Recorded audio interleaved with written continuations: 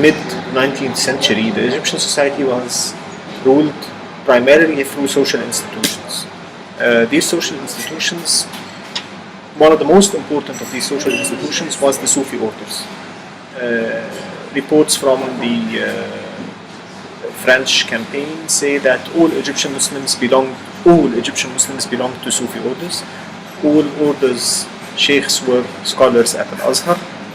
All guilds were, each professional guild was associated one way or another to Sufi orders. So that was a mode of governance where social institutions played a very important role, and where Sufism was the form of religiosity Egyptians knew in the first place. Historical developments since the 1870s, 1880s led to the ascent of the state as the dominant political actor, and this led to two main developments. The first is a willingness to work through the state instead of through social institutions. This willingness was championed by people like Muhammad Abdu with his initiatives to reform education, blah blah blah, through the state.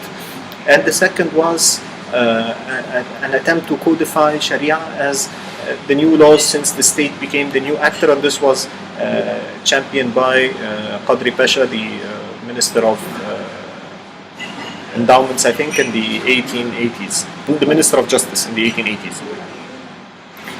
Both phenomena have led to the ascent of Islamists, or the emergence of Islamists, as the quote-unquote modern alternative for Sufi orders.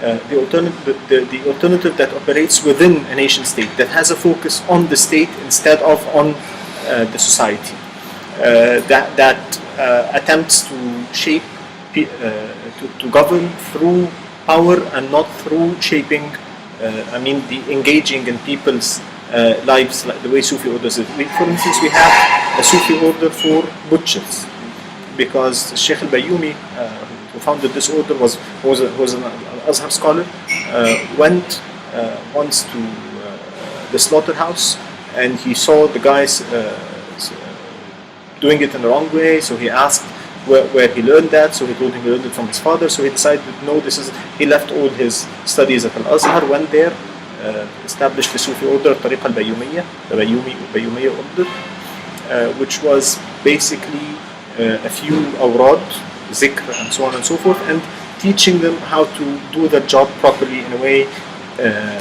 compliant with Sharia. There were Sufi orders for all different professions, arts, and so on. Every profession had a Sufi order associated to it. The Islamists replaced all that with a one-size-fits-all blueprint for Islamization that is very much in line with the rules of the modern nation-state. And then until the 1970s, this was the case. Starting in the 1970s, there was a retreat for the state, but not leading to an ascent of the society, but rather leading to the ascent of the market.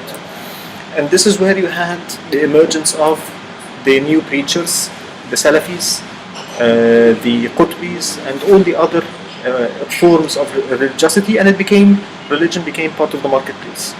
The competition therein over supporters was not based on the ideological consistency or the methodological correctness of whatever you're propagating, but your ability to attract new buyers of your ideas. And for instance, moderation versus authenticity and correctness became the main value governing, or the slogan carried by Al-Azhar. Al-Azhar was no longer the authentic, methodologically consistent organization or school, but the more moderate one. In that context, we should understand the role of Islamists. This is, of course, where you see also the ascent of the market, where you see the Islamist project and development through faith replacing the codification of Sharia, because it's no longer about the state, it's about development and the market. So in that context, we should see the Islamists, and we should always be able to understand that they represent a more modern version of Islam than the one that has dominated. And by modern, I don't mean good, because I don't think modern is good most of the time.